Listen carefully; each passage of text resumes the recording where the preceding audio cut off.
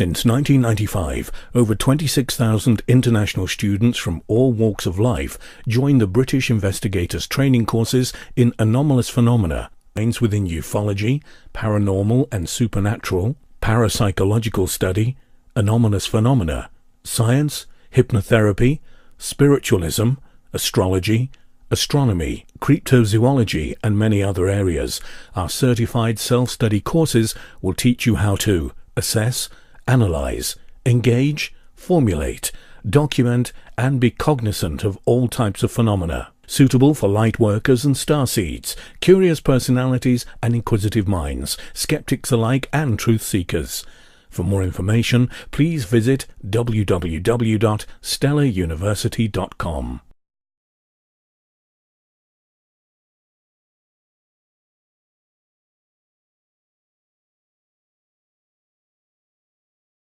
Good afternoon. With all the people in this room, the subject of ghosts, especially ghosts in aviation, could be explained very easily. I would wager that for each one of you there is an individual explanation of what is or what might not be a ghost.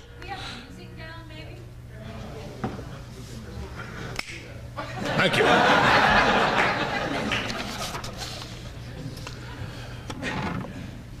I don't know what is a ghost, but I do know that there are ghostly effects in the lives that we live, and that the term ghost, so that we quickly understand each other, I am not referring to an apparition that appears in a tattered robe through which you can see that drifts through the hallway of your upper floor where your bedrooms are located. That's one type of ghost. There are ghosts of people, there are ghosts of memories, ships, aircraft, machinery, animals, past events, and possibly future events that got lost in the mainstream of time. We don't know what they are, but we're trying to find out, but we do know that they exist. The first thing that happens when you talk about the term ghost is that the establishment to which John referred to so clearly will literally jump all over your case and take every chance to ridicule you because they never want to take the position of stepping aside from the mainstream. This is called, in the terms of how we review the news media, which I've been a member for a long time, the giggle factor. They would rather smirk, sneer, and giggle about something than take a chance of being abused themselves by the non-believers or the disbelievers or the scientists. And also, as John pointed out, most of the scientists every 10 or 20 years have the books they have written thrown away. However, if somebody in a position of authority or military makes the same statement that someone else would make who's from the ordinary branch of people out here, and by saying ordinary I mean not recognized by name or by position or by company, all of a sudden what is ridiculous and sublime suddenly achieves a level of acceptability only because of where and how it was said. This is not always the case, as the killer rabbit that Jimmy Carter saw never quite made it to the official history of the United States, but it does happen. Now, if I were to tell you about a sixth sense, we call ESP or STP, extrasensory perception, whatever you wish to call it, I then take the chance of antagonizing these people who work on the giggle factor, and as soon as we're away from them and we are not available to answer any questions or available to tell them that they are full of nonsense, they will write derisive articles and make sneering comments about what people like you and I hear, say, or believe in. This is what happens. However, if I were to take a military document on the sixth senses, a sixth sense, you might find it far more acceptable, and certainly the people who write about these things would then have to be a bit more cautious in what they say and ridiculing what this is. There is a Department of the Army Technical Bulletin, and this is why I have the papers in front of me so I can quote exactly. Developed by the Provost Marshal General's Office, it is called TB PMG-8, which deals with, quote, Techniques of Surveillance and Undercover Investigations. Section 2, paragraph 11, on pages 8 and 9, states as a final sentence, and I quote, During fixed surveillance, the surveillant should avoid any actions, example given, staring at the hands or the individual's head, who would, through the recognized phenomena, a sixth sense or mental telepathy, perception, compromise the investigator's mission, end quote.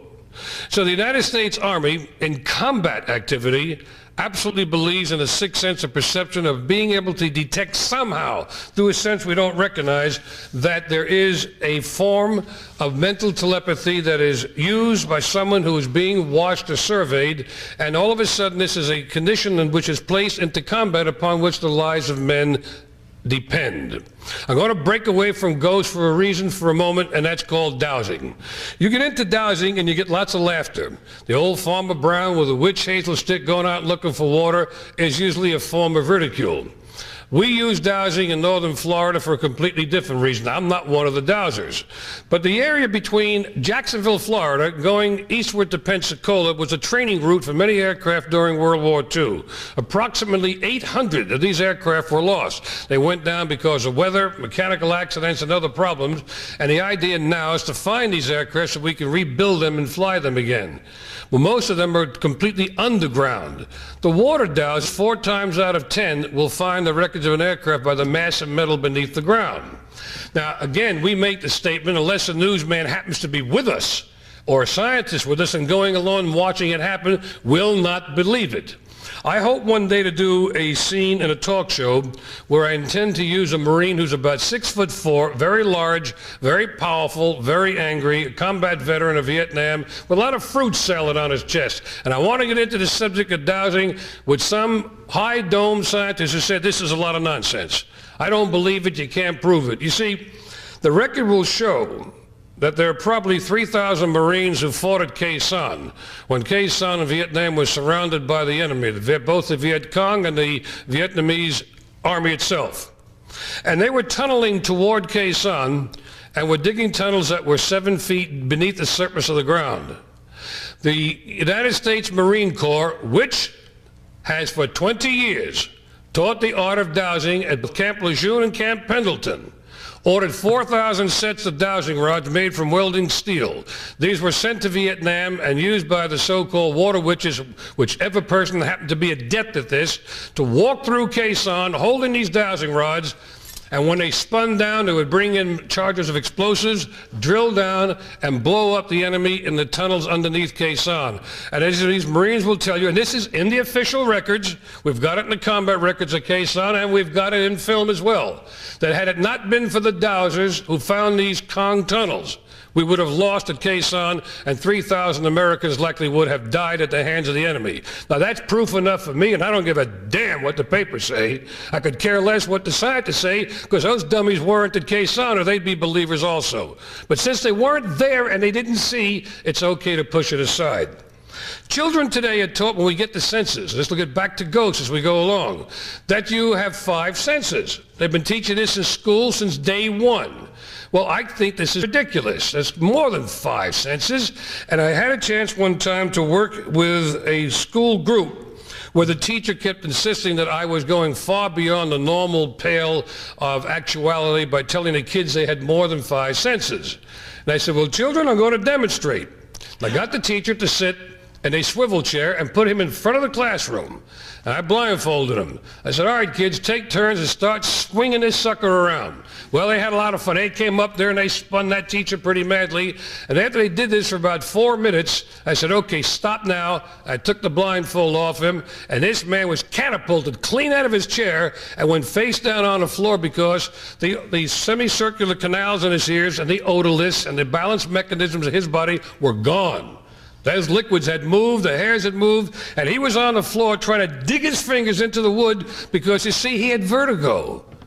I said, now tell these kids, as he started to throw up and was vomiting all over the floor because the floor was doing this and he was upside down falling, I said, tell them how well you were doing without your sense of balance that you never have taught these children they have. And when you get through and you clean up your body and the floor, try and tell them about a sense of time, a sense of the future, of the past, that the kinesthetic senses of hair on an arm or anywhere else on a body, and you might find we have 30, 40, or 50 senses, but they still teach you have 5. I guarantee you any teacher who's been spun in that chair and ends up face first on the floor in his own vomit will never again say there are only 5 senses. So maybe the senses that we have, in many ways, allow us to pick up things that we normally cannot see. Remember this, if the spectrum of light, is the spectrum of energy, is this wide, What we see with our eyes is this wide. Less than a dime. 95 to 98% of all the energy racing through our bodies on this planet are invisible and unknown to us. Every second that we sit here, every one of you has more than 100,000 neutrinos pouring through your body, besides other cosmic radiation. We are absolutely unaware of 99% or more of the forces that exist around us, that affect us. We look at the Milky Way. You notice I'm not going to call it the Milky Way galaxy like many people do, because galaxy in Greek means Milky Way. That's like saying Milky Way, Milky Way. That's not going to do me much good. It's just like if I want to talk about a copy machine, where'd the name Xerox come from? It's Greek. It means dry, just as galaxy in Greek means Milky Way. Little pieces of information to keep you from sounding foolish to somebody who might know this. But in terms of understanding what these things are, there are possibly, as Mr. Sagan would say, 100 billion stars in the Milky Way. Now this is an incredible thing because there are billions upon billions of galaxies. I, for one, do not subscribe to the concept of the Big Bang. Because when you keep going back in time, what the scientists say, here is this little tiny perfectly spherical chunk of matter, and there it is, and it blew up, and here we are today with all these billions of galaxies and trillions of stars. Well, where the hell did this chunk of matter come from? Had to come from somewhere. They will tell you, well, it always was. Well, that's nonsense. That's an excuse. That's a bailout. In other words, we don't know. They can postulate and they can theorize and they can guesstimate, but the answer is nobody really knows. We may never know. There's no rule that says one day we're going to know everything or have all the answers, because if you've followed science and history, the more you learn, the more questions you end up having. So this is something to which I do not describe. I don't believe it. I don't know what the answer is. I don't think I ever will know. But I do know that if you want to find miracles, they're all around you, and you don't need to find false ones. We talk about 100 billion stars in the Milky Way galaxy. Every second, every one of you people in this audience right now, 2.4 trillion red blood cells in your body die. Every second you're here. And 2.4 trillion new red blood cells are created in your body. That's more stars than there are in 1,000 galaxies. You want to talk numbers, try the human body itself. There's a miracle for you. It cannot possibly work. It's too complicated. There are too many parts and pieces to it. We don't know what the brain is. We don't know what the mind is. We used to say for years the brain has 10 billion neurons, and someone said, wait a minute. There's also the glial structure that forms a basis to hold this 3 pounds of jelly together, the jelly and water we call the human brain. So there's 100 billion cells. And 100 billion neurons each. Each individual one has 1 to 400 separate connections. We have dendrites. We have all sorts of connections that permit synapses or chemicals mix and electrical spark fires. A thought begins. It's a constant enchanted melody that goes on whether we're awake or whether we're not awake. Doesn't matter, conscious or subconscious. It goes on all the time. And we don't know what it is. A thought begins in your head at 26,000 miles a second. How do we know this? Because a thought is electrical. And electrons in the orbits of atoms move with a speed of 26,000 miles a second, once around the planet in 1 second. Start a telephone conversation, 26,000 miles a second. See, a lightning bolt moves at the same speeds. It's complete free flow of electrons. Unfortunately, the switchboards up here don't work so well. By the time the message gets to one thought, gets to all these various switchboards, the speed is down to 200 miles an hour. That's not very fast at all. That's why we seem to be slow sometimes. But think of all the things going on and the perceptions we pick up. If we know we have a sense of balance, of time and timing, how many more are there? Some of the things that John alluded to before happen to be very true. For example, he mentioned a flickering light sometimes brings on a strange form of consciousness. When I was a consultant to the Surgeon General of the Federal Aviation Administration, we found out that we were losing pilots. They were dying. A certain group of pilots were being killed. As we began to check this out, it turns out that these pilots were all in single-engine airplanes. We ran computer checks and got a database on it. They were all in single-engine airplanes. They were all landing and always landing at sunset into the west or into sun. When they pulled back on the engines and had the engines idling, they had a propeller speed of between 200 and 300 RPM, revolutions per minute. This matched a pattern of the brain of those who were possibly susceptible, even distantly, to having flicker vertigo, or we call photic simulation. In other words, What they were doing was matching a brainwave pattern that instantly set them into a coma, and they went into unconsciousness. Of the 6 first accidents we checked on, 5 of the people died. The last man lived and remembered that he had seen this particular pattern, and then he was gone. You can't see the flicker, by the way. It's a steady light to you, just like a motion picture going rapidly through a camera shows you a motion picture instead of flickering lights that are really taking place. We found out that photic simulation has probably killed more drivers of cars and trucks who are going past trees with lights behind them. When they match that pattern, out they go. Now, was this something new? No. The Romans used it 2,000 years ago. And they would select slaves for their galleys. They would build a fire, place a spoke wheel over it, spin it at a specific rate of speed, and those who were susceptible to this would pass out. Just gone. So by learning through history, we learn something new. We learn that the body, the human mind, is susceptible to certain energies about us. There's a woman in England. She creates ghosts. And she creates ghosts that you can see. It seems that this particular woman has one of the most unusual bodies. I'm referring to the entire body now and not the shape or the sex. She lives in a section of land that was given to her by her town in which she has no electrical appliances. She uses gas lanterns, a wood stove, or a coal stove, nothing electrical, because her body gives her such an incredibly powerful electromagnetic field, she destroys everything electrical around her or that she touches. She cannot use an iron, it'll burn out. Turn on a television, it'll blow up. Put on a blender, it'll tear itself to pieces. Turn on the lights, the whole lights in the house will go out. If she walks beneath a power transformer you find in our streets, the thing will explode in the shower, green and blue fire, and burn itself out. Nobody understands it. The scientists don't know what does it. But she is generating such a powerful field that at various times, depending upon atmospheric conditions, there's sulfur in the air, smog, sodium, other air particles, dust, cotton dust, these will gain an electrical field, and a form will appear and gather and drift down a hallway behind her, and it looks just like a human form. It's being caused by her electrical field. We don't know what it is, again, and we don't know why it happens or how it happens. I will say that in terms of ghosts, someone asked me exactly or specifically what they were. My answer is I don't know. And the answer was, some of you heard me say this before, that to me ghosts are like underwear. That's a different kind of comparison. Underwear comes in all kinds of sizes, all kinds of shapes, all kinds of colors. Some is lacy, some is the kind you wouldn't put on a bear because it's long johns. And they come in all these various shapes, sizes, and forms, and hardly anybody ever sees them. Look around you. How many people here have you seen in their underwear? They're pretty much like ghosts. Now, for want of a ghost, for want of a better term, that we consider a ghost to be that of a person, an individual human being, opaque, thinking, and verbalizing, and with a specific message.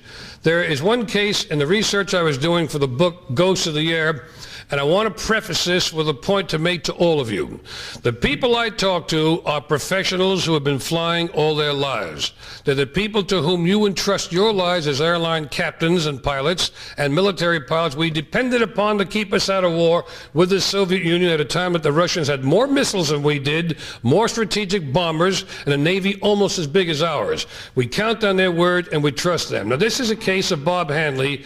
Each one of these things has been carefully and extremely carefully checked and verified to the best possibility we could. Some of them have witnesses to part of the cases, some do not. It's very difficult to prove a ghost or anything else that you have seen and nobody else has seen, because it's not going to come back at your convenience. This refers to the case of Bob Hanley, Robert Hanley.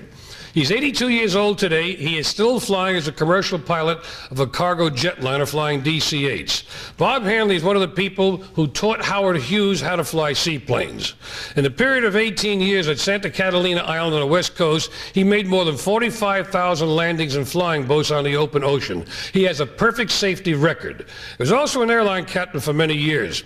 And about 1948 or 49, he's flying a DC-4. This is a 4-engine, propeller-driven airliner. That's the civilian version of the Douglas DC-4 Skymaster military transport. And the airplane, at that time, most of our airliners did not have pressurization, so they flew low enough so the passengers would not be gasping for air as they went across the country. On this particular night, The airplane was flying at 11,000 feet. Every seat was filled. Bob Hanley was flying left seat as the captain of the aircraft, the man who was pilot in command. And beneath them at 9,000 feet was a solid layer of clouds beneath which snow was falling across the United States. Chicago to Burbank, they were told to divert to Oakland because of weather in California. While they were en route, on a perfect night for flying aboard that airplane, the stewardess came forward and said, "We have a young Chinese girl who is is about to give birth, and she's in great pain and she's in trouble. We've got to get to the ground, down on the ground and get a doctor for her attention." Hanley called the main airline office. They set it up for him to land at the nearest main field, which was Salt Lake City. And they were told they would have a doctor and an ambulance and medical personnel waiting and to take care of her, attend to her needs, and then take her to a hospital. Now, the elements are the DC-4, the time 1948 or 49, and the snow. In those days, in the late 40s, we did not have the incredibly wonderful avionics we have today. We didn't have VHF radio, we didn't have UHF, which is ultra high frequency, we didn't have the omnis we use for flying, we didn't have distance measuring equipment, we didn't have the co-pilots that could latch onto a ground signal and fly an airplane in with hands off the airplane, we didn't have radar everywhere, we certainly didn't have transponders aboard our aircraft. They used an old-fashioned low frequency radio that gave a sound in the pilot's ears and a Morse code. The idea was to fly down the beam carefully and keep the airplane centered on the beam. If you flew left or right, it gave you a code that told you you were too far to the right or too far to the left. Get back on the beam. To get into Salt Lake City this night, and while this was going on, the co-pilot descended to 9,000 feet to give the passengers a bit more oxygen, especially the girl, besides the oxygen they were giving her. To land in Salt Lake City in this kind of weather, you had to make what we call an instrument approach. The airplane had to be flown completely on instruments down a corridor called Diablo, the Devil's Canyon, and you had to fly down the beam, which was bad enough when you could see the canyon walls, but a terror when you had to fly strictly on instruments. Under these conditions, a pilot lives totally and completely by his instruments. Nothing else in the world exists. You cannot see outside the airplane. You can't talk to anybody. The instruments you have before you, especially your navigation, are your lifeline with existence, or you are going to die, and very badly. As Bob Hanley started his descent, another factor appeared to him. In snow, a low-frequency signal gets what we call snow static, and the beam begins to waver. This made his approach down this canyon extraordinarily dangerous because if he was off the beam, his airplane would collide with one of the canyon walls. As they were coming down, a man suddenly appeared in the cockpit that Hanley, who was terribly occupied with what he was doing, recognized as an old friend, Harold Tucker, who said, "Bob, fly left of the beam." Well, this was incredible to Bob Hanley because the hell was Harold Tucker doing in his cockpit? Harold Tucker had been killed 5 years before. The man was solid, opaque, appeared, and spoke to him. When Bob Hanley did not divert from the beam, he said, "Damn it, I said fly left of the beam," and he vanished. At this point, the co-pilot turned white because the man next to him now had put in right aileron and left rudder and was skidding the airliner left of the beam, which meant obviously contacting the canyon wall at 200 miles an hour, and goodbye everybody. Well, the co-pilot sat there frozen with fear completely as Hanley flew the airplane left of the beam, listening to the appearance of a man who had died 5 years before and was telling him what to do under conditions where Hanley could not see out of the airplane. They broke out of the snow at 400 feet. The right wing was less than 2 feet from the canyon wall. They flew straight down the airport, landed, the girl was saved. As they were putting the girl in the ambulance, they heard a crack, a sound, and a deep booming thunder coming at them from the canyon, where a second airliner, flying exactly along the beam, smashed into the right wall of the canyon, exploded, and killed everyone aboard. Now, I don't care who says he didn't see Harold Tucker in that airplane, and he doesn't much care, and neither do the 122 people who were aboard that airplane and whose lives were saved because someone who was dead for 5 years appeared in that cockpit and told him what to do under conditions where no one could see outside the airplane. Now, when this case was over, I examined the details. I met with a Dr. James Ipser, who was a physicist and an astrophysicist at the University of Florida. Also at Livermore Laboratory and Berkeley Laboratory. Now, Jim is a very hard-headed, practical scientist, and I said, all right, how would you figure this out? I said, assume the man is telling the truth because he has no reason not to. The only reason everybody's alive is because of what happened, because he listened to an appearance of a ghost. Now, what Jim and I discussed also was a fact that for this to have happened, since Bob Hanley heard the ghost speak, not in his head, but says flatly he heard the words, and apparently so did the co-pilot. I do not know at this point whether or not the co-pilot ever saw the figure, but he did hear the words also, fly to the left. He thought Bob Hanley was talking aloud and was crazy at this point for doing what he did. Jim said the only way I can possibly understand this is that was natural law at this particular moment suspended? I do not buy that, and I argued long into the night with Dr. Ipser because I don't believe it was natural law being suspended. I think it was evidence of a scientist not being aware that there's a hell of a lot more natural law out there than he ever knew about or admitted. For a man to hear a voice, you cannot suspend the reality of law. It's like referring to a satellite in orbit. When I teach at the university, especially the children, I ask them, what keeps a satellite up in orbit? And I'll get all sorts of answers about centripetal force and centrifugal force and a satellite being at altitude matching the curvature of the Earth, flying exactly at a speed of 18,000 miles an hour, slightly less, at low orbit, and this is what keeps it up. And I said, wait a minute, nobody suspended the law of gravity. You can't have something staying up because something is holding it up. A satellite in orbit is not being held up at all. It's falling down all the time. But if you're high enough and you're fast enough and your attitude is correct, as a satellite falls toward the center of the Earth to which it is drawn by gravitation, the Earth, its surface, will simply curve away beneath it, and the satellite falls right around the Earth, and that's where we get the term free fall. It means that you are falling freely and nothing is impeding your fall, and therefore you have no feeling of weight because nothing is stopping your acceleration. If I were to magically yank the chairs out from beneath everybody here, your butt would hit the floor real fast. You are feeling 1g for one reason. Your acceleration toward the center of the Earth is being stopped by the chair on a hard surface. The key to this is that the kids were learning that you do not suspend natural law for anything we do. Everything must fit into a pattern or it simply doesn't exist. So when Dr. Ipser said to me, are we suspending natural law? I had to assume that to hear a voice, let's say the figure that appeared in that cockpit was solid.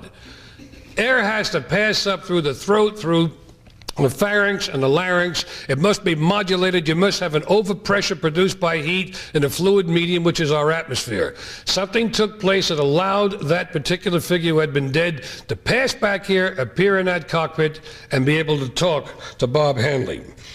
No natural law was suspended. How did he appear there? I don't know. I absolutely do not know one way or another. Let me go on to another case of ghosts that doesn't involve people being able to hear anybody else. By the way, Bob Hanley is still alive and is still with us. And I've talked to him, and so have a great many other researchers. In World War II, something else happened where the people involved who reported these events were pilots of both British and German air forces. At the conclusion of what they reported, each man who had been in combat in the Battle of Britain flying fighter planes signed a sworn oath to what he had seen, experienced, and witnessed, and this is what happened to him. On several occasions, British fighter pilots diving to attack German bombers, usually with a Hurricane, because their Spitfires would go after the German fighters, the Spitfire being a more advanced airplane with better performance than a Hurricane.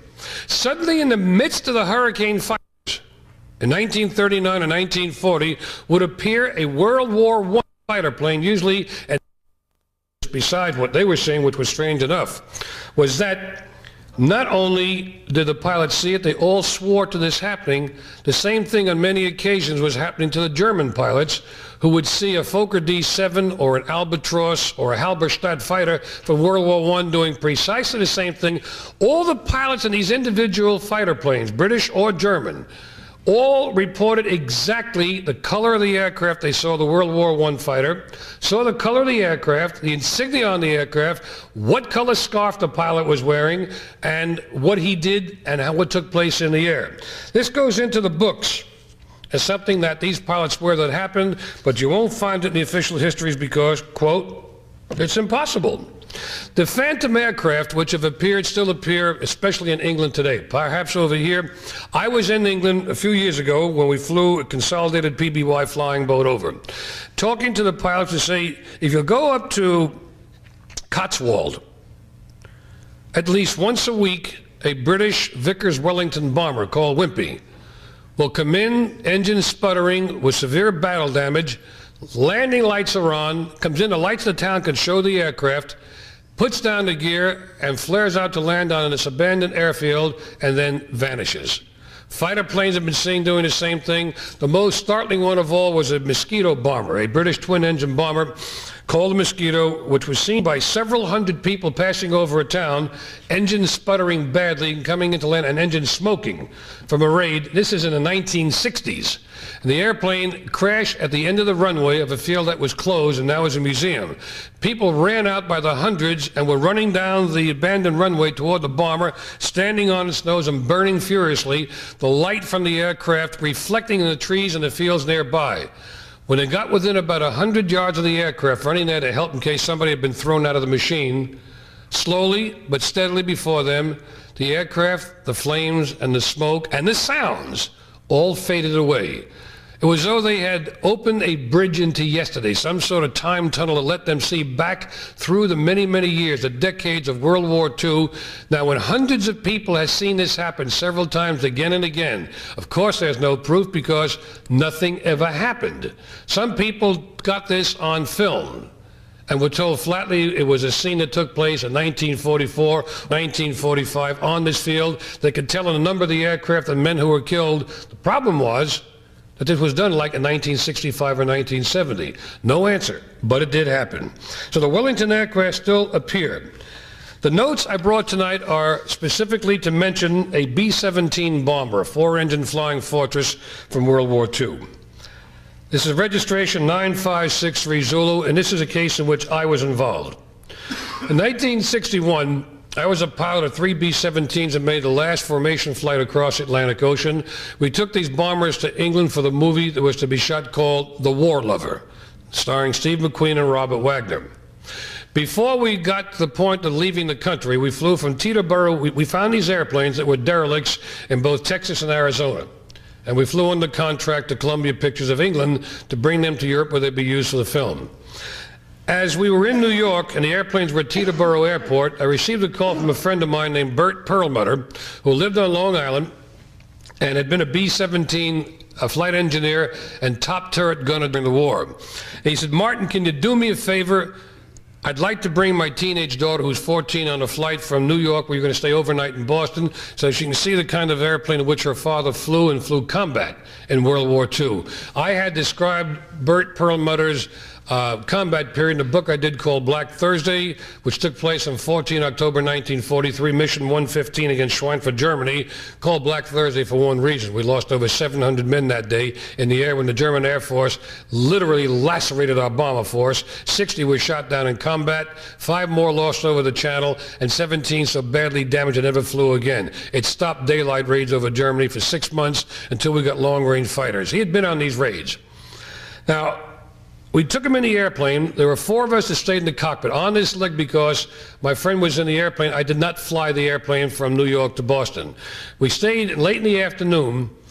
Bert and his daughter, because of the rocking motions and the heat in the airplane, laid down on a cot that folded down in the airplane and fell asleep. And after a while, one of the men finally said, "My God, do you see what I see?" And we looked back in the cockpit, and there were ghostly figures. Bert was dreaming.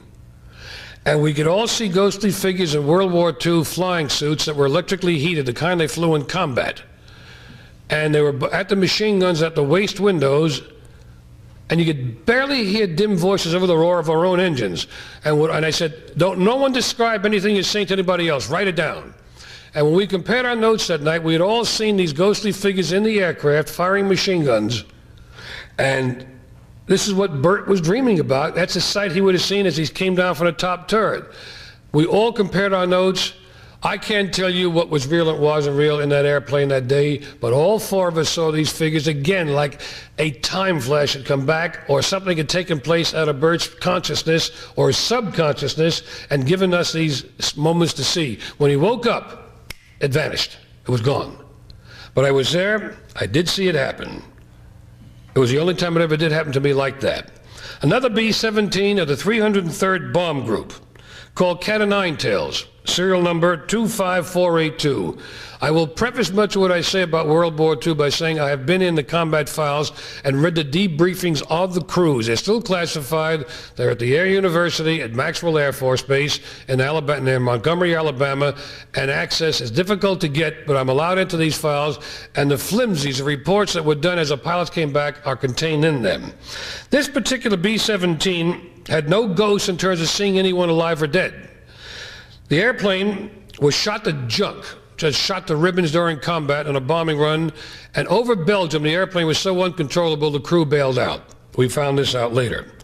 Cat o' Nine Tails, this particular B-17 with nobody aboard, remained in. They set the automatic pilot, which would keep the airplane flying level and straight. This airplane, despite the automatic pilot being set, descended in formation with the other B-17s with nobody aboard, as though somebody was still flying the airplane. Not only descended, but turned toward their home field, separated from the formation, the landing gear came down, the flaps came down, the props went to full pitch on the airplane, the throttles came back, and the airplane came in to land. It passed over the house of a man named John T. Geld. His entire family signed a sworn statement. The airplane came in and flared, did not quite make the airfield, landed in their backyard, and broke into three pieces. How the airplane got down there to that point is completely inexplicable, unexplainable, cannot happen, but it's in the official records. Now there's one more B-17, two more really, which I think speak for themselves in terms of ghosts of both men and or machines. One B-17 came in to land, same thing had happened. The crew of this airplane was not answering any radio calls at all, but flew information. They went back to their home field. The airplane came in to land, did land, taxied off the runway, and then went to its hard stand, its parking place. They saw the throttles moving back as the engines were shut down. The airplane turned. You can hear the squeal of a B-17 tires anywhere. The airplane turned and stopped. Nobody came out. So the ground crews immediately opened the hatches and climbed in the airplane. Every person in that airplane was dead and had been dead for at least 4 hours. The bodies were frozen solid. Because when they fly at 25 to 28,000 feet, it's anywhere from 35 to 65 degrees below zero. The tanks were bone dry. 2,000 men at least who were witness to this event swore and signed sworn statements. This is precisely what happened. When the last body was removed from the airplane, which had no fuel left, the airplane exploded in flames and burned to a crisp. That's the official record. Two more occasions with aircraft. One involving a civilian aircraft and one involving a B-17 again in World War II. The civilian aircraft was in the 1970s, a Boeing 727 tri-jet airliner of National Airlines. Coming into land, this is what we call a bilocation incident, coming into land at Miami National Airport. As the airplane was on a long approach and working approach control, the B-17 the 727, vanished from the radar scopes. Now, when that happens, it usually means an airliner is down, as has happened many times coming into land. It means the airplane is down, and immediately search planes and choppers are sent out. The choppers, the helicopters flew at Opelika Airport. Everybody was alerted who was in the air. Look for flames, look for reflection, look for wreckage. We believe a 727 is down. It's off the scope. The airplane was gone for approximately 10 minutes from the scope, and while all the search crews went out and the alarms were sounded, 10 minutes later, this 727 reappeared exactly where it had been before, flying a normal approach to land at Miami International Airport. They were rather flabbergasted in the control room, but the airplane came in, they passed it off to the tower, and the 727 landed. Now, somebody was expecting something at this particular time for a reason I'll get to in a moment. When the airplane landed, it was directed to not go to the National Airlines terminal, but to go to a separate part of the field that was isolated and remain there with the doors closed until crews came. Over 20 government agents besides the ground crews and National Airlines and the Federal Aviation Administration went to the airplane, brought in movable steps, and then climbed aboard the airplane. Nobody in the airplane had any idea that anything was wrong or anything had gone awry. They knew nothing unusual. But every watch and every clock and the sealed black boxes aboard that 727 were 10 minutes behind local time. The airplane had vanished from this time, from this dimension, and it simply reappeared. This is tough to prove except for what the report states, because you can't put the airplane back in that position and you cannot relive what happened. And there were no witnesses in the air except the people aboard the airplane, and they knew nothing unusual. We called this by location and we started researching different things that might have happened in the past. By location turns out to be a lot more evident than we had experienced. The last B-17 story was a Flying Fortress landing in England. There are full official records on this. This is where over 5,000 people signed as witnesses to what took place.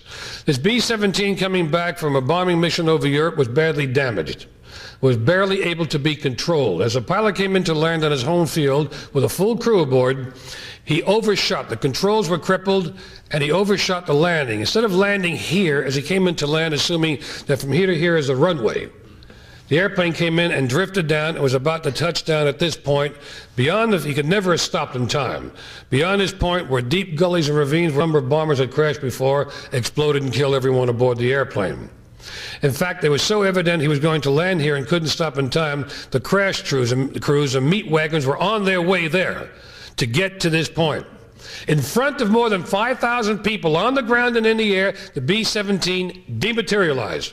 It vanished and instantly reappeared over here and made a normal landing. As the pilot rolled down the runway, he and the crew could see the meat wagons ahead of them racing down to where they thought the B-17 would crash.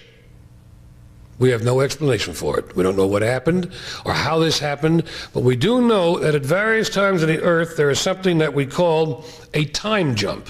On the island of Kwajalein in the far Pacific, where we keep a cesium clock, an atomic clock for keeping the time down to a millionth or several millionths of a second, we have one in Kwajalein and we keep one underground at the National Bureau of Standards in Maryland, and these two are compared. To these clocks, being off by 2 millionths of a second is a terrible time. It means the clock is crude, it's not keeping good time. Starting about 14 years ago, and this equipment is a Hewlett-Packard 5061A for Able that keeps this time generator system. Time shifted between the two, no more than 4 thousandths of 1 second. But on an atomic scale, that's a long period of time. In other words, the time in Kwajalein and the time in the National Bureau of Standards where the underground stations had shifted. There were two different times on the Earth. I'm not referring to time zones. I'm referring to time on this planet was different in those two, and strange events began to take place. Bilocation incidents began to happen more and more. We couldn't have done this many years ago. We didn't have control of cesium or nuclear energy. But apparently when that 727 landed in Miami and disappeared and reappeared, we had been going through a time jump, and the government was alerted to look for unusual incidents. Turned out there are more UFO sightings than anyone expected at the time. All sorts of strange things were happening around the world. 2 months later, the time snapped back to normal. In the next 4 years, this happened 5 more times. From that point on, everything was classified. The Bureau of Standards will not even admit to their having a cesium time clock system in Maryland or Washington anymore. They just closed the books on it completely. These happen. Sometimes, I'm talking about ghosts, they become very explainable. During the period of 1978, the Navy was launching satellites on Delta rockets out of Cape Canaveral. I was involved in this particular incident like I was aboard that B-17, but this one at least was explainable. A Navy technician who was there was he was working on a Delta to launch this communication satellite for NATO. The shot was delayed several times because of a Trident missile. The man's name, by the way, is Wayne Alezier. I have all this signed and sworn to. Only this one, I knew what happened. While they were waiting for the Trident to be launched, like he said, out of the mist, something came out of time, a German bomber. Circled the area in the ocean off the Cape. He said it looked like the Germans had come back out of time in this big bomber to see what had happened to their V-2 technology from World War II. And he said, do you have any idea what this might have been? Those of you who saw the film last night know very well what it was. It was me flying a Ju-52. I was the ghost, and that was a ghostly airplane. It was perfectly explainable and understandable once he knew we had the last Ju-52 in the world. But for all these years, since 1978, this man couldn't figure out how the ghost of a German bomber appeared from World War II and was flying by Cape Canaveral. He could not understand it. Now it became understandable. I'm going to read one more report. I don't know how long I've been up here. Am I running over time yet? Good. This is a letter dated 16 November 1990, an Air Force pilot reporting a 1960 incident. I've got a quote from the beginning of what he says. But first you should know that I am retired from the Air Force. I've logged 6,000 hours in basically 3 aircraft. The KB-50, which is a 4-engine refueling tanker, the C-47 and the VC-131. I wish this narrative to be held in the strictest of confidence, no names, as some of the crew members at the time were unaware of the facts and to this day have never been told what happened aboard the airplane. They were flying the KB-50 of the 4505th Air Refueling Wing out of Langley Air Force Base, en route from Lodges Air Base in the Azores Islands to Langley Air Force Base with a stopover in Bermuda. It's a flight I've made many times. In fact, recently my wife and I made it in a World War II flying boat. They were about 7 hours into the flight when the navigator said, I've got Bermuda on radar and we should be landing in just about 1 hour. 20 minutes later, the navigator asked the pilot to come back to his navigator station. And the pilot went back and the navigator, very upset, said, look at the radar, sir. He said, okay, I see Bermuda. What's the problem? He said, that's where Bermuda was 20 minutes ago. We haven't moved an inch. The airplane is flying at 260 miles an hour and is maintaining exact same position. It maintained that position for another hour. They went to full power doing more than 310 miles an hour, and that KB-50 never moved out of geographic position over the surface of the Earth. They went down from their normal altitude of 25,000 feet to about 2,000 feet and climbed back up again, and they managed to climb and descend, and the airplane never moved out of that position. About an hour later, it began to move ahead slowly. And at 6,000 feet, they went into Bermuda. When they landed, they were 1 hour behind the original schedule of 7 hours, and enough fuel had been burned that would equal the hour they had flown. In other words, no one knows why that airplane was locked somehow into a position by some force over what you might call a Bermuda Triangle. I don't care what you call it. This is what happened to that particular airplane with one of the lead crews of the Strategic Air Command. Now, I quote finally from the letter as it ended. Quote, I don't believe in the supernatural, and I have never seen a UFO. But this incident made me feel like some huge force had me and the crew and the airplane in its grip.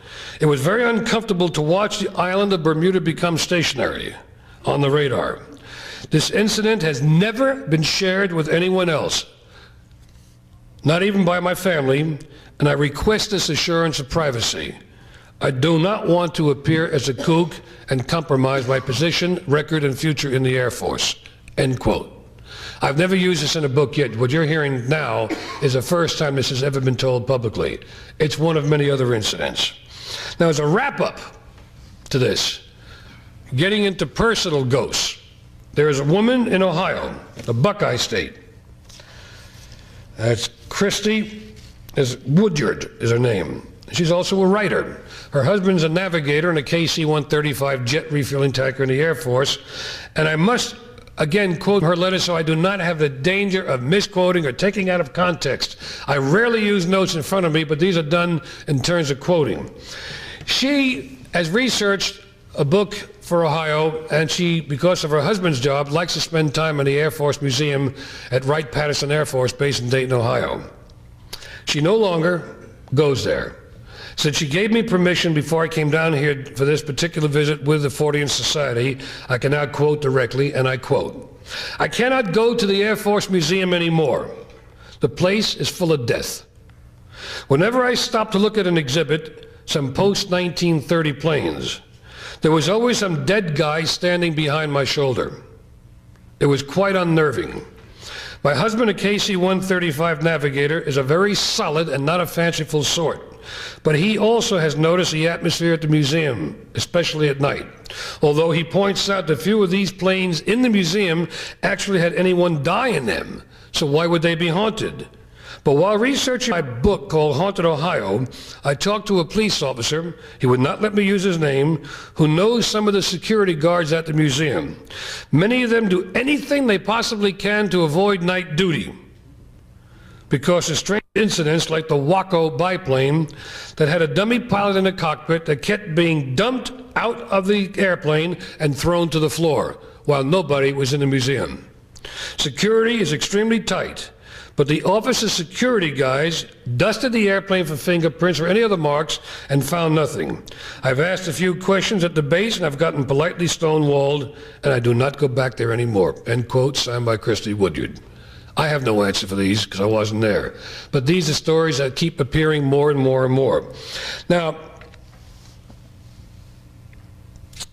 one more on the aircraft. We call this the Cherokee and the Newport story. This has been rewritten so many times, the original story gets twisted and out of shape, but here's essentially what happened in this area, or Ohio, but somewhere in the Midwestern United States some years ago. A young pilot flying a Cherokee, which is a single-engine, low-wing airplane built by Piper Aircraft with 180 horsepower. He was having a good time, just hot-dogging around the clouds. New pilot flying around clouds and having a good time. Came around one cloud, and wham, there was a single-engine biplane in front of him. Well, biplane's not unusual. It could have been a Stearman, Grumman Ag Cat, some kind of duster, or even a replica of an older airplane. Well, this one was a replica of a Newport, it looked like, a World War I fighter plane. If it was a replica, it was incredibly good. Both pilots rushing at each other to avoid a collision both broke right immediately. They were so close that they clipped wingtips. They brushed wingtips. And the Cherokee fell off into a spin. The pilot recovered and immediately called out, "I've hit another airplane. I'm looking for the wreckage in case he crashed." Looked everywhere, could not find the airplane. Search teams were sent out. End of the case was no other aircraft was found. When he landed back at his own field, he was derided and laughed at by the other pilots. He said, "What'd you do? Hit a landing light with your wingtip or a fence post? And you say it was another airplane?" They wouldn't believe him. Well, several months later, as part of something we all do, they were looking for old airplanes in hangars or in barns. We have found them, World War II fighters that guys had bought right after World War II, when you could buy something like Grumman F4F Wildcat for $850. They keep them in the barn, so we keep looking for airplanes all the time. And groups of us have collected them into something called the Confederate Air Force, where we have 180 World War II planes, most of them recovered from junkyards and places like this, so we keep up our search. Someone said, well, a farmer down this road got an old airplane in a hangar. Go check it out. This now involved the FBI after this. They went in a hangar, and they're covered with hay, dusty, which had not moved for years. The fabric rotted away from the airplane. The tires flat and squashed. Was a Newport fighter from World War I. The logbook was still in the airplane. This airplane had not moved for 30 or 40 years. And the logbook said, "On this flight today, I encountered the strangest red and white machine I have ever seen. And we clipped wingtips." The logbook was later, I'm not through on this point, the logbook was later verified by the FBI as accurate, as historical, as properly aged. They checked the ink, they checked everything else. And on the wingtip of that Newport was red and white paint, which when taken to the laboratory of the FBI, matched exactly the paint on the Cherokee. Two airplanes that had not been in the same airspace for at least 40 years that collided with one another. That one goes down in the books just the way it is. It's a ghost story. Let me end this before questions with a story that has nothing to do with ghosts. About an experiment and how things get twisted and misinterpreted, misrepresented. This is a nasty story about a doctor, a weirdo, who was doing strange experiments with animals and chemicals. He would send out people from his laboratory, like a Frankenstein story, to find dogs that were mad and diseased. He had the animals brought back to his laboratory, where he killed them and he extracted the spinal fluid from the dogs, then had the bodies thrown into a pit of the animals. He took the spinal fluid, solidified it somewhat with a chemical, and injected it into the brains of rabbits he kept in cages in his lab, until the rabbits went mad from what had been injected into their brains. He then killed the rabbits, took out the brain material, ground it up in a pestle and mortar, and added some liquid to it, and then secretly had children brought to his laboratory, bound and tied and gagged, and he would then inject this material into their stomachs to see what the chemical reactions would be from the children. Ladies and gentlemen, I have just described to you 1859, Dr. Louis Pasteur, when he found the cure for rabies. I'll leave that one with you. Thank you.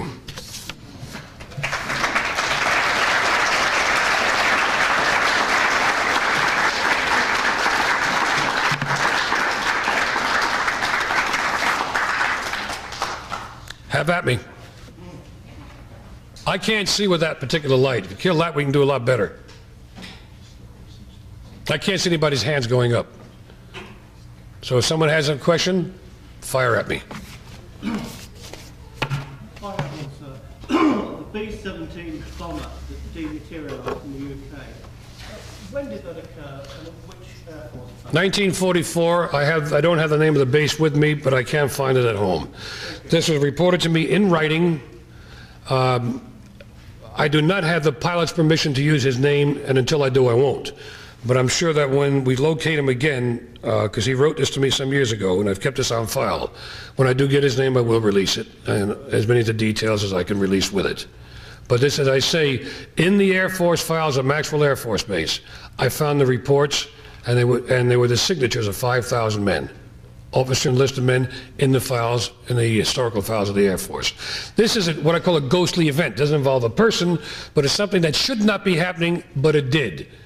And when 5,000 people signed their names to it, that speaks for itself. Yes, sir. Yeah, have you heard reports from the Bermuda Triangle pilots that claim while they're flying into the triangle, they would experience these glows of mist around their aircraft? I sure as hell have. I was there. The question was, pilots flying into the Bermuda Triangle, do they experience flying into strange mists or glows? All right, we'll make this one personal. 1986, my wife Dee Dee in the audience, she and I were flying with 9 Navy pilots and 1 more civilian pilot and an airline captain in a Consair PBY-6A Catalina, which is a flying boat designed by Consolidated in San Diego and built by a Canadian company. We were en route. I had just finished a 28,000-mile flight in the airplane. In fact, if the gentleman in front will remember 1986, the PBYs that landed in England on the anniversary of the NC-4 flight of 1919, and we landed in Plymouth Harbor, one of the 2 PBYs crashed and was torn up in a landing. We were in the airplane that didn't crash. We were better than the other guys. But we went up to Yeovilton as well. On the way back out of the Azores, I called my wife and said, get Connie Edwards' wife and meet us in Bermuda. I said, we got a rough job for you to do. Go to Club Med and get a suite and hold it for a week. We know it's a tough job, but you got to hold down this suite at Club Med for us. And get all your damn dancing out of the way before we get there, please, because we're tired. We took off in the Azores. We flew into Bermuda. 4 days later, we left. We put Dee Dee up front. The weather was perfect. This airplane had 5 of the Navy's top pilots aboard, the highest instrument time pilots in the U.S. Navy. Had Randy Sohn, an airline captain for Northwest. Art Ward was the highest of all the instrument pilots in the Navy. Connie Edwards owned the airplane. I was the lowest time pilot in this airplane, and I got over 14,000 hours. Everybody had more. I was a kid among this crowd. That's very important. We had $2.5 million worth of avionics in the airplane, which means we could contact a satellite and get the satellite to give us a fax picture of what the weather was like where we were flying or where we intended to fly. The nearest clouds to us were 200 miles away, from Bermuda down to the Melbourne area. But from where we were flying on a 9.5-mile leg to Jacksonville, absolutely clear. So we put Dee Dee up front. Hell, let her fly the airplane. We'll go to the back and drink beer. Just take straight off to Jacksonville. We were about 6 hours out of Jacksonville while Dee Dee was flying, and suddenly, now remember, not a cloud, nothing. As she was flying along, the magnetic compass began to rotate. in the airplane and in the instrument itself, and became useless. The next thing that happened was that the gyros began to tumble in the airplane. And suddenly the airplane seemed to have flown right into the middle of a lemon meringue pie. You could not see the wingtips of this airplane. Now, a B-17 has a wingspan of 104 feet, 103 feet 9 inches to be exact. We had a wingspan of 110, so we were a big airplane. You could not see the wingtips that were 50 feet away from the cockpit. It was like being in the middle of an eggnog bottle. And then she was now flying strictly on instruments that were ambient atmospheric pressure, needle, ball, airspeed, and altimeter. Because the $2.5 million worth of electronics just began to die on us. They were all powered up, but suddenly the radar didn't work, the contact with the satellites didn't work, our navigation system failed, our radar altimeters failed. We could tell where we were within 0.2 of a mile anywhere on this planet from the stuff we had in the airplane. Everything went 8, 8, 8, 8, and just went belly up. We flew like this for 4 hours. What the guys did was come up front and sat in the right seat and watched her fly for these 4 hours. We went down to 200 feet to see if our visibility would improve. It didn't. All we had was the barometric instruments. So hell, down here we might hit a tall mast of his ship. So we climbed up to 8,000 feet, no change at all. Went back to about 2,000 feet, and all she could do at this point, and all the instrument pilots could do with her, was to go in a general direction where the sky was lighter, because that's where the sun was setting. We knew we had to fly west. We had no compass, we had no navigational instruments, and for 4 hours we flew strictly in this total, complete yellow fog, or whatever you wish to call it. At about an hour and a half outside of Jacksonville, it was like the aircraft had suddenly penetrated a curtain, and everything was clear again. All the avionics came back online, the gyros settled down, the mag compass settled down, but was no good anymore. It had lost some alcohol as it spun. And by the time we landed in Jacksonville, everything was perfect on the airplane. But let me explain that if you had been a pilot who was not highly experienced or trained in instrument flying, or an airplane that was fully equipped, that airplane would have gone in because of vertigo on the part of the pilot and would have been lost without any idea of what had happened to it, because his radios weren't transmitting. He couldn't receive and he couldn't transmit, even though the radios were on and had power being fed to them. And we have at least 200 cases of pilots to whom this has happened. One of them was flying at night when it happened to him. He was flying from Havana to St. Louis. The sky turned murky at night. Couldn't see the stars, couldn't see the moon, no clouds. Climbed as high as he could, no change. Descended real low to try and see the white caps, nothing. As dawn finally broke, and he began to see some light in a he called a very dark and gray and dismal morning, and he tried to recognize the coastline. It wasn't on his charts. He had overflown his charts by drifting north, but the airplane was 400 miles north of where it should have been. He didn't have the fuel to do that. His name was Charles Lindbergh. And that's in the records. And that's when we began to record these events. Yes, sir. These things do exist out there. There is no explanation beyond a possible geomagnetic field or some supermagnetic field that emanates from the area called the Bermuda Triangle. We do know that these have affected the magnetic tape recorders aboard the Skylab space station. They suddenly go blank when this is flying over that area on one of the orbits traversing the Earth. Nothing would record. The moment they pass the area, everything worked fine again. The next trip over, I've flown through the triangle maybe 500 times. 497 of them were absolutely smooth and uneventful. 3 of them scared the hell out of me. I've lost a couple of friends in there too. We never found them. We don't know what happened to them. Anybody else?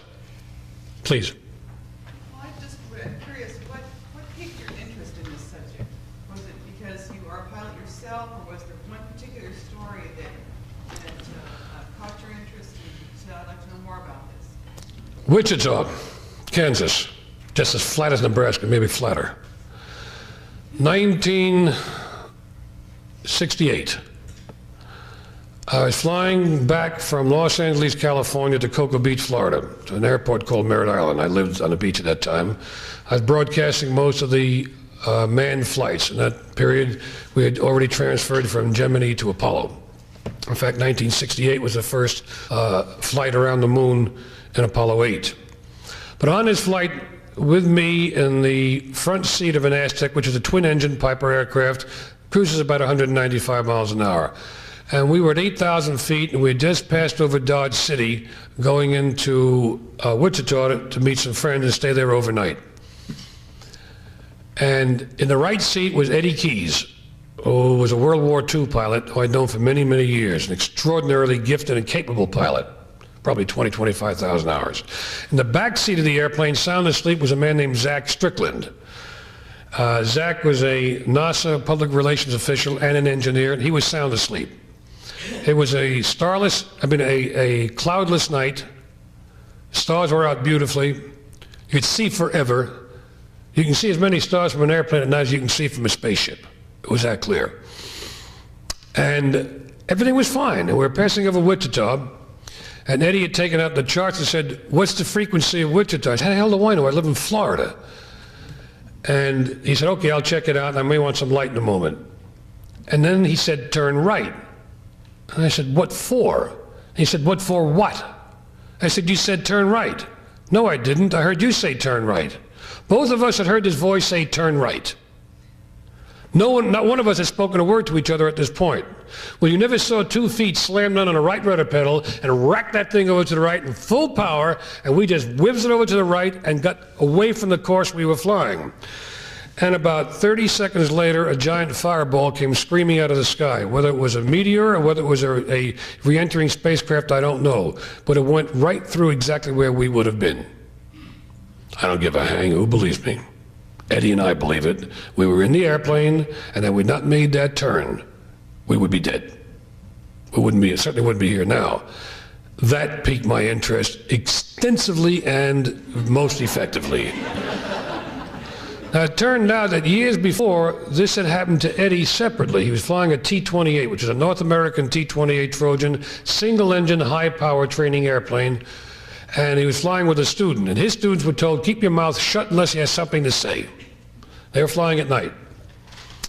And as they're flying along, Eddie was in the front seat, the guy was in the back doing navigation exercises, and he told Eddie, "Land." And then he picked up his mic and said, "What for?" And the guy said, "What for, sir?" "What for what?" He said, "You said land." "No, sir, I heard you say land." At this point, Eddie immediately chopped throttle, dove the airplane, had a field in sight by the flashing white and green lights. As they came in to land with a gear down and crossing the threshold, the engine exploded in flames. And had he not landed when he did, they either would have had to bail out of the airplane that night, or they would have been consumed in a fire, and the airplane could have exploded. Because he chopped the power at that point. When they landed, they got out of the airplane and ran for their lives, and the airplane was consumed to a cinder. I never knew this had happened to Eddie Keyes before this. Eddie Keyes is no longer with us. About 5 years ago, he had a heart attack, and he survived it. But he damaged his heart muscle, and the doctor said, "You'll live for 20 more years, but you're not going to smoke, and you're not going to drink, and you're not going to fly." And they said, "Then I'm already dead." Now, Eddie had spent several years in Tibet, and he had some extraordinary backgrounds to him. And he called his wife to his side and said, "Kiss me goodbye, Lil," and placed his hands over his chest and stopped his heart. He was gone, called terminating himself. These are people with whom I have lived my life. And these are things that I've seen or known about with other people, but the first time I heard those words, turn right, that's when I became interested in doing the research on it. Before then, I was just one more guy doing a lot of flying because my main vocation, my main avocation is flying. I fly in air shows, I do stunts, I've flown in movies, and to me, flying is it. It gives me a whole world that few other people have, except those who do fly. I think it's a great fraternity because even if a man makes one solo flight, he's joined a fraternity. He's one of the brothers or sisters. Because no man, I don't give you Lindbergh or Chuck Yeager or Martin Kane or anybody else, nobody gets more than one first solo flight, and you join up. Going back to your question, man, when I heard that voice that night and saw that thing come out of the sky, by the way, that light was enough to have been seen in 14 states. It lit up the whole country from Canada to Mexico, and we would have been right in the path of that sucker if we not turned. That got me interested. Pardon me? Yes, so could I. Thank you. Go ahead, son. You said you brought up the Bermuda Triangle before. Now, there's also a book in another triangle somewhere over off Japan? There are 5 so-called triangles in the world. The Devil's Circle, the Devil's Area, Devil's Sea is the one off Japan. This would be, if you took a line from the Bermuda Triangle, ran it straight through to the center of the earth and came out the other side, you'd be in the Devil's Sea. A lot of Japanese ships avoid this. Now understand, there had literally been several hundred ships and nearly 1,000 airplanes lost in the Bermuda Triangle, but there have been 100 times or 1,000 times that number that go through normally. But the Devil's Sea is pretty wild. In fact, there was one incident in 1945 when our North American P-51 Mustangs were escorting B-29s back from Japan and ran into some, quote, strange weather, end quote. Over the Japan Sea, 27 Mustangs and their pilots disappeared and were never found again. We don't know if it was weather or what happened to them. Is there a correlation between the axis of the Earth or anything like that? You're talking about time differences and so forth. Have they ever studied anything on that where we have no correlation that we can say to you we have a definite connection between 1, 2, or 3. We simply don't know. We have the problem also of people who have normal failures of their equipment which have nothing to do with where they are. And since we have so many of those, we then run into a problem of what really is taking place. Is it because of where they are, or is it because the man performed a dumb stunt or his equipment failed him? Since we don't know, I would play the safe side of the answer and say to you, we do not have a direct correlation. No, sir. Nick, you had one. Have you ever happened where those planes got into the barns? Try it again for me, Gert. How did the planes get into the barns? They open the door and a lot of people push it inside and then they close the door. It's just like a hangar. It's like putting your car in a garage. When your father says you've been bad, stay in your room. And he pushes in a room and he closes the door behind you. So next time, make believe you're in an airplane, it won't be so bad. Are we through? One more, as I've been told we can have. Sir. Have you ever had any UFO sightings while piloting? I've had UFO sightings. I have chased them in jet fighters. I've chased them in bombers. I have, seen a hell of a lot of them. Most of them we have explained. There's 1 or 2 of them, no way. I'll wrap it up with one, a ghost UFO, which I think you'll find most interesting because it involves reality. I was flying out of Otis Air Force Base in New England, flying with Bruce McCamish in a T-33, which is a P-80 jet fighter extended in what we call a trainer, but it's 30, 40 miles an hour faster than the Shooting Star F-80. And suddenly Otis Tower called and said, hey guys, we got a UFO report in the area. We want you to check it out. This was an object that was streaming purple flames on one side and green flames on the other, and it was not a hallucination. It was being seen by thousands of people. And it seemed to be doing over 4,000 miles an hour. It was being tracked by radar on the ground. It was being tracked by radar in the air. It was being seen visually in the air from aircraft and being seen visually on the ground. Photographs were taken, Polaroid, regular film, videotape, and regular movie film. And we were the closest one to it, and they said, go get it, guys, and see what the hell it is. Okay, fools rush in, so we rushed in. And we climbed, and we were about 29,000 feet, and I said, Mac, give me the radio. And I checked, I said, what are the weather conditions we're in right now, besides what we can see? You got a very thin layer of stratus between 29.5 and 30,000 feet. Now, we saw the object, it was in front of us, and it was just tearing through the sky. Those flames were fantastic. I said, okay, let's pull it up a little tighter. And we went through 30,000 feet, and as I anticipated, the object was there, but it stopped in terms of high speed. And Mac was really flushed. He said, what in the name of hell is going on? I said, I think I got this one because it's something that happened a short while ago. Take it back down to 29. We descended below 20 to 29,000 feet, and the thing was racing through the sky again. Went back up to 31, and it stopped. Remember times when you're driving at night and the moon is low on the horizon. There are a lot of trees and buildings. As you go along at 60 miles an hour, that moon is just moving like a bat out of hell along the skyline. But you know it's not. It's a visual parallax situation. That's what we were getting. Being so close to that thin layer of clouds, we had parallax motion. I said, if I'm right, Mac, give me a 90-degree turn to the right, and in 90 seconds, in 5 minutes, the flame should go out. We turned right 90 degrees, doing about 520 miles an hour, and sure enough, the flames dimmed, and suddenly there in front of us, in the exact same shape we'd seen before, was an ice crystal cloud, probably at 45,000 feet. Malcolm and Ross were two Navy scientists who 2 years before had flown an open basket balloon to 70,000. At 45,000 feet, they went through what they thought was an ice crystal cloud, but no one then knew for certain. The world disappeared around them. They were in some sort of fairyland of golden motes, these sparkling golden motes surrounding them that was utterly beautiful, unexplainable, and they could see nothing but this. And as the balloon ascended, they went up and saw the ice crystal cloud beneath them. It was the sun striking the ice crystals in a cloud. We turned back for 5 minutes. Bam, there came the flares again. Came that incredible fire from the cloud. We descended to 29,000 feet, and it was moving at 4,000 miles an hour again. That was a UFO that became an IFO that we could identify. One last thing. Quickly, we were chased by one day in a B-25 bomber flying over Florida. We saw it as a light. The reason I'm making this the last one is we don't have an answer for it.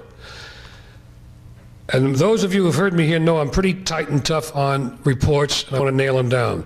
A light was coming toward us from behind in a B-25 bomber, and we were near the Ocala National Forest. The light assumed the shape of a disc, which to me is a stupid shape in which to make something that'll fly. It's just dumb. Well, this thing caught up to us and then went beneath us and raced ahead of the airplane. We're now flying at about 240 miles an hour. We are seeing our shadow on the ground, and there is the shadow of a giant disc in front of us that we can see in front of us and we're pursuing. Trying to catch up to it now, and went to full bore on the throttles. We chased this thing for about 10 minutes. We're now close enough to Patrick, which is filled with missile tracking equipment, and said, can you pick us up on radar? I said, we've got you on skin tracking. We've got 2 objects. What the hell's the other thing? We're not getting a clear signature on it. It reflected metal like burnished or polished chrome, had no exhaust, had no windows, no fins, no visible moving control surfaces, but it was obviously being controlled. It was moving under direction. We followed it for 10 minutes, it accelerated away from us, and went off the scope at about 4,000 to 4,500 miles an hour, which is the maximum which certain altitude can track, and then they lose it. I cannot tell you what it is, but yes, sir, I've seen them. Thank you.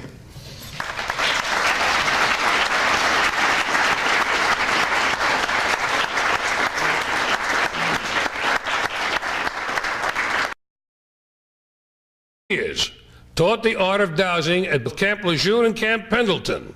Ordered 4,000 sets of dowsing rods made from welding steel.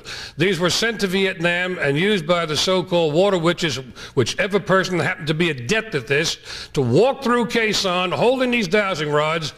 And when they spun down, they would bring in charges of explosives, drill down, and blow up the enemy in the tunnels underneath Khe Sanh. And as these Marines will tell you, and this is in the official records, we've got it in the combat records of Khe Sanh, and we've got it in film as well, that had it not been for the dowsers who found these Kong tunnels, we would have lost at Khe Sanh, and 3,000 Americans likely would have died at the hands of the enemy. Now that's proof enough for me, and I don't give a damn what the papers say. I could care less what the scientists say, because those dummies weren't at Khe Sanh, or they'd be believers also. But since they weren't there and they didn't see, it's okay to push it aside. Children today are taught, when we get the senses, let's look at back to ghosts as we go along, that you have 5 senses. They've been teaching this in school since day 1. Well, I think this is ridiculous. There's more than 5 senses.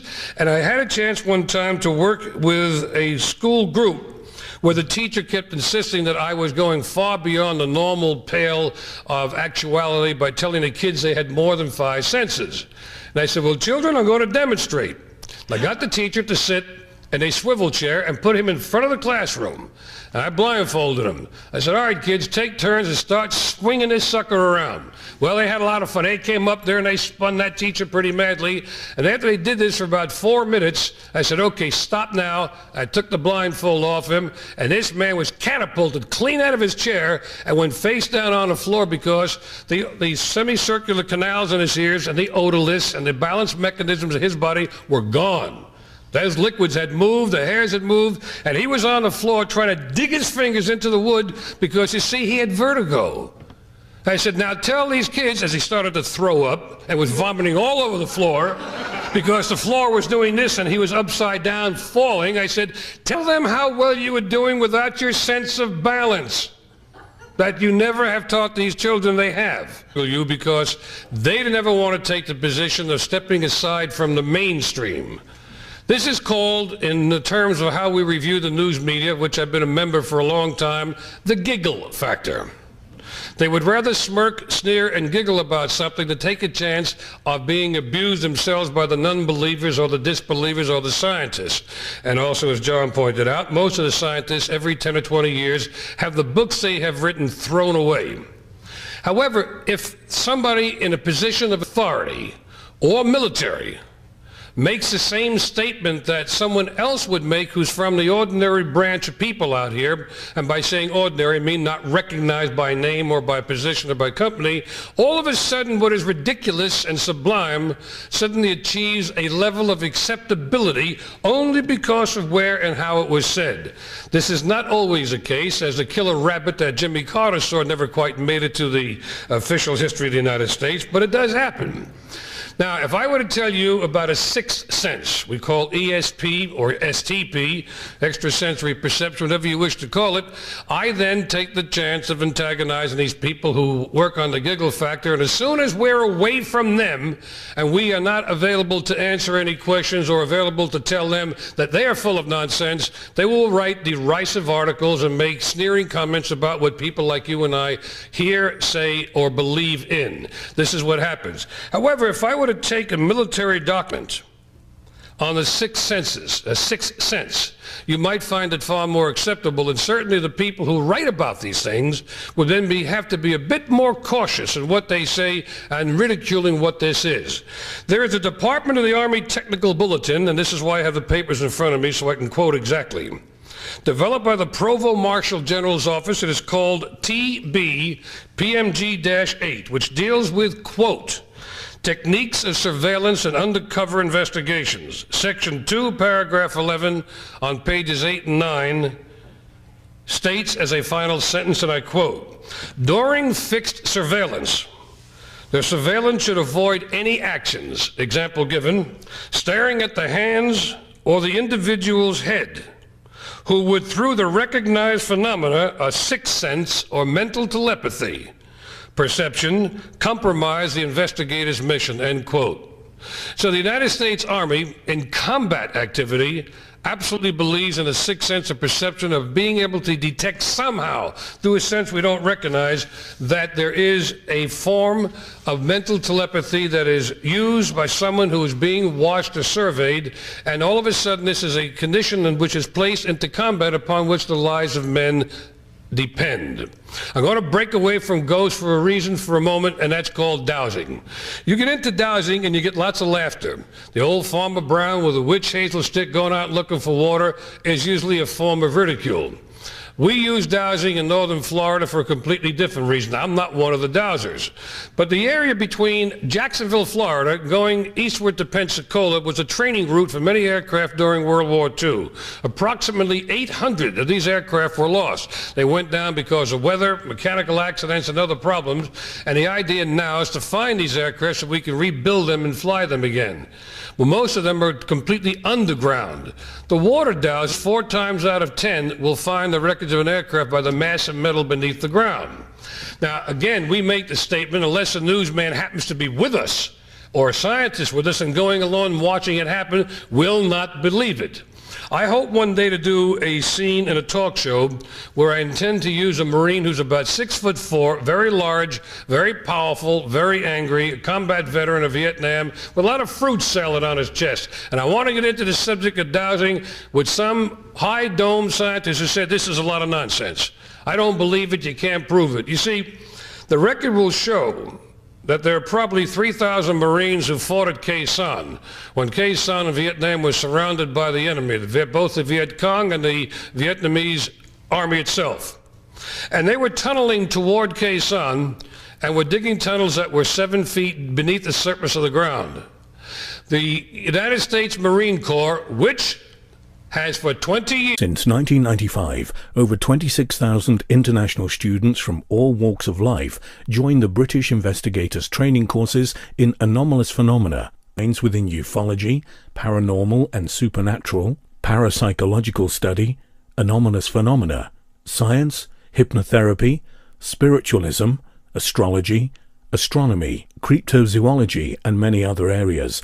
Our certified self-study courses will teach you how to assess, analyze, engage, formulate, document, and be cognizant of all types of phenomena, suitable for light workers and starseeds, curious personalities and inquisitive minds, skeptics alike and truth seekers. For more information, please visit www.stellaruniversity.com.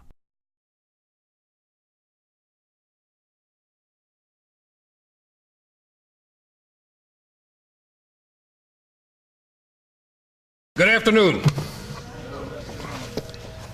With all the people in this room, the subject of ghosts, especially ghosts in aviation, could be explained very easily. I would wager that for each one of you there is an individual explanation of what is or what might not be a ghost. We have music down, maybe? Thank you.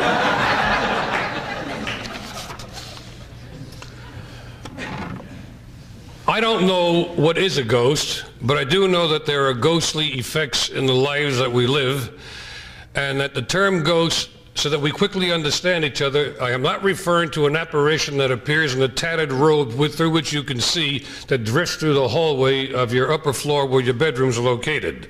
That's one type of ghost. There are ghosts of people, there are ghosts of memories, ships, aircraft, machinery, animals, past events, and possibly future events that got lost in the mainstream of time. We don't know what they are, but we're trying to find out, but we do know that they exist. The first thing that happens when you talk about the term ghost is that the establishment to which John referred to so clearly will literally jump all over your case and take every chance to ridicule. And when you get through and you clean up your body and the floor, try and tell them about a sense of time, a sense of the future, of the past, that the kinesthetic senses of hair on an arm or anywhere else on a body, and you might find we have 30, 40, or 50 senses, but they still teach you have 5. I guarantee you any teacher who's been spun in that chair and ends up face first on the floor in his own vomit will never again say there are only 5 senses. So maybe the senses that we have, in many ways, allow us to pick up things that we normally cannot see. Remember this, if the spectrum of light, is the spectrum of energy, is this wide, what we see with our eyes is this wide. Less than a dime. 95 to 98% of all the energy racing through our bodies on this planet are invisible and unknown to us. Every second that we sit here, every one of you has more than 100,000 neutrinos pouring through your body, besides other cosmic radiation. We are absolutely unaware of 99% or more of the forces that exist around us, that affect us. We look at the Milky Way. You notice I'm not going to call it the Milky Way galaxy like many people do, because galaxy in Greek means Milky Way. That's like saying Milky Way, Milky Way. That's not going to do me much good. It's just like if I want to talk about a copy machine, where'd the name Xerox come from? It's Greek. It means dry, just as galaxy in Greek means Milky Way. Little pieces of information to keep you from sounding foolish to somebody who might know this. But in terms of understanding what these things are, there are possibly, as Mr. Sagan would say, 100 billion stars in the Milky Way. Now this is an incredible thing because there are billions upon billions of galaxies. I, for one, do not subscribe to the concept of the Big Bang. Because when you keep going back in time, what the scientists say, here's this little tiny, perfectly spherical chunk of matter, and there it is, and it blew up, and here we are today with all these billions of galaxies and trillions of stars. Well, where the hell did this chunk of matter come from? Had to come from somewhere. They will tell you, well, it always was. Well, that's nonsense. That's an excuse. That's a bailout. In other words, we don't know. They can postulate and